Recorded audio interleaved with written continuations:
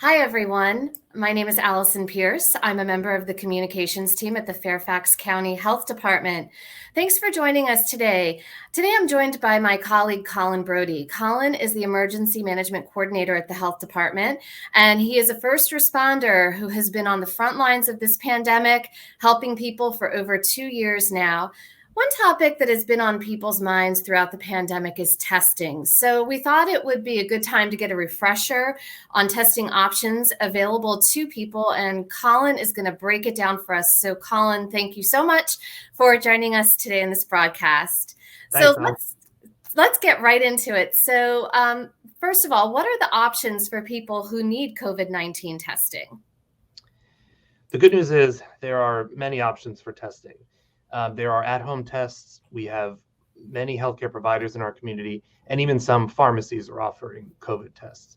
In addition, the Virginia Department of Health has a community testing center right at Government Center, which is in the middle of the Fairfax Health District, and that site has appointments available same day for those who need tests. Appointments are loaded the day before, and they're open for anyone who's ages 3 and up. In addition, the federal government has begun offering all households in the United States 4 at-home tests free of charge. And you order them online and they are mailed directly to your house. And you can order them at covidtests.gov. So it sounds like there are a lot of options out there for folks. You could get tested at a pharmacy or at a healthcare provider. There are at-home tests available, including those that are being offered by the federal government. And you just go to covidtests.gov to sign up to receive those.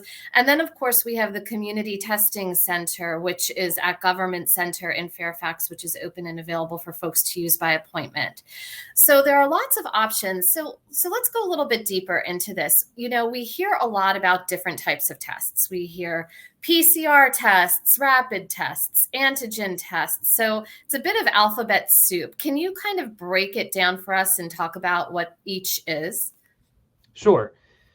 At a high level, many types of tests are used to detect the virus that causes COVID-19, but they pretty much all involve nasal swabs.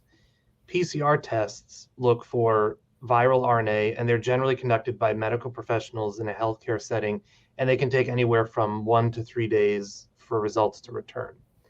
When people say rapid tests, they're usually referring to rapid antigen tests, which look for the presence of specific viral antigens. And these take a few hours to process if they're done in a healthcare setting, or even a few minutes if you're using an at-home testing kit.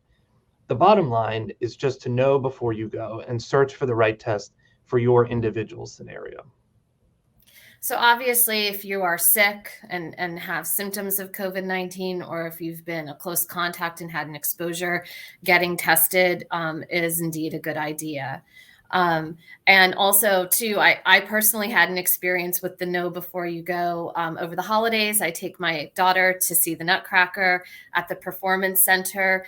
Anyone who was not vaccinated needed a negative test. She was between her 2 doses, and that website was very specific that a PCR test was required for that scenario. So, you know, I do encourage people from my real life experience to really do the homework and know what you need before you get into it. So now let's talk a bit more about home tests. Most of us who are using these tests are not medical professionals. So what are some of the tips that you have for a successful home test? So every test is a little bit different. And step number 1, which I will admit personally I don't always do in real life, but for this it's very important, is to read the directions thoroughly before you start. Each manufacturer has written specific instructions for their product, and so you don't want to assume that one product works exactly the same as the other one. So read the directions right after you open the box.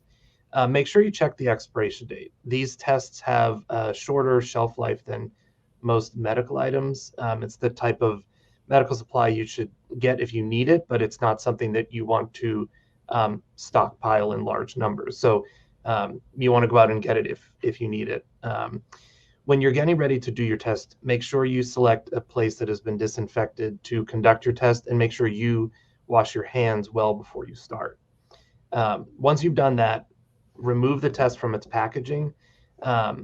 All of these tests involve a nasal swab, so make sure you read the directions on how to use the particular swab that comes with your test before you begin.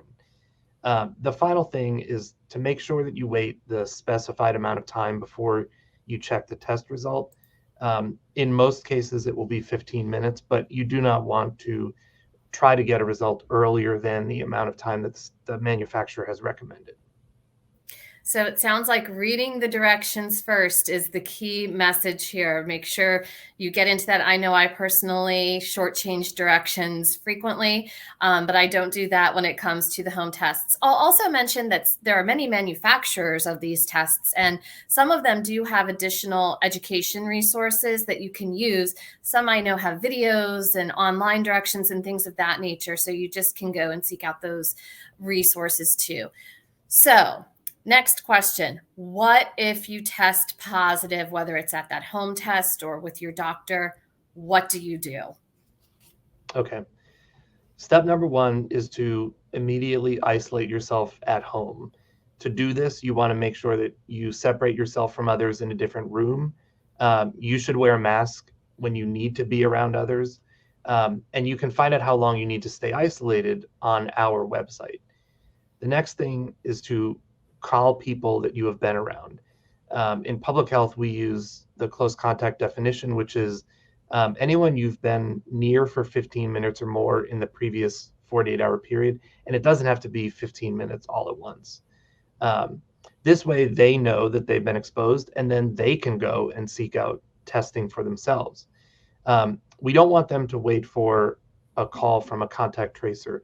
The health department is only conducting investigations on outbreaks and in group settings like long-term care facilities. So it's really up to you to let people know that they may have been exposed. You can go to our website to find out the actions you need to take if you have been exposed, whether you are vaccinated or not. The other thing that sometimes comes up is, what about testing at the end of isolation?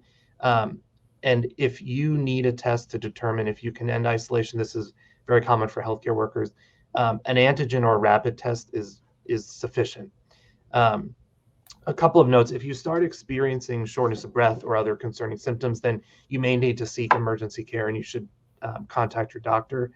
But we don't want people to go to emergency departments just for COVID testing. We need to maintain emergency departments available for true emergencies, and the emergency departments in Fairfax do not offer COVID testing, so you should not go to the ER to get a COVID test. And finally, just know that the health department is here for you. We have supports in place for anyone who finds it difficult to stay home from work or isolate at home. And so please reach out to us if you need assistance. So just to recap that, so if you test positive, you need to stay isolated at home.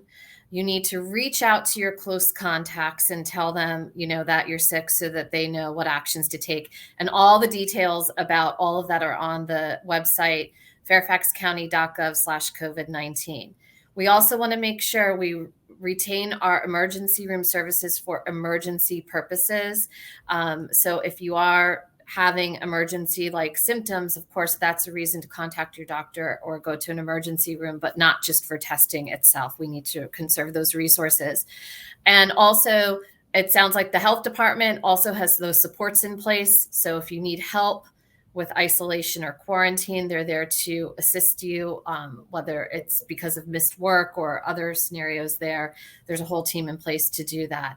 So this is a lot of information about testing, and I really appreciate your joining us today to give us this refresher, because testing is a topic that, it's been with us since day one of the pandemic. It is still here over 2 years into it. The good news is that there are options for folks. And all of this, again, can be found on our website, which is fairfaxcounty.gov/COVID-19. I encourage anyone who's out there who has questions about testing or COVID-19 at all to call our call center. And that number is 703-267-3511.